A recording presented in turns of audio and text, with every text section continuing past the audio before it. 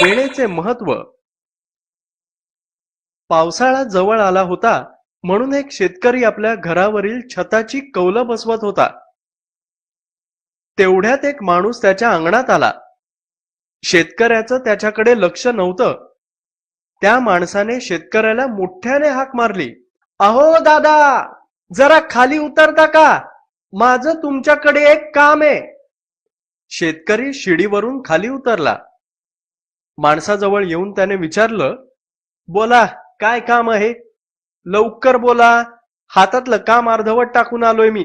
काय ते लवकर सांगा. तो माणूस म्हणाला, दादा, मी भिकारी आहे. मला भूक लागली आहे. मला खाण्यासाठी अन्न हवंय. शेतकरी म्हणाला, चल माझ्यासोबत.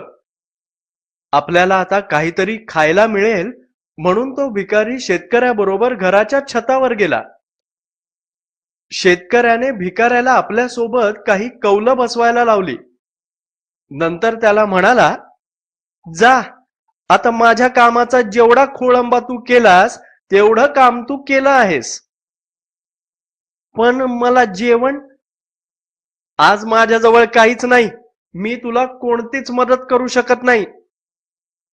हे ऐकताच भिकारी एकदम चिडून म्हणाला, जर हेच सांगायचं होतं तर ते खालीच सांगायचं, वर कशाला घेऊन आलात? शेतकरी म्हणाला, अन्नच मागायचं होतं तर मग खाली कशाला बोलवलंस? तू जसा वागलास तसाच मी वागलो. दुसऱ्याच्या कामाचं आणि वेळेचं महत्व तुला कळलं पाहिजे, हे लक्षात ठेव. कळलं का? पुन्हा असं करू नकोस. असं म्हणून शेतकऱ्याने त्याला खायला दिलं.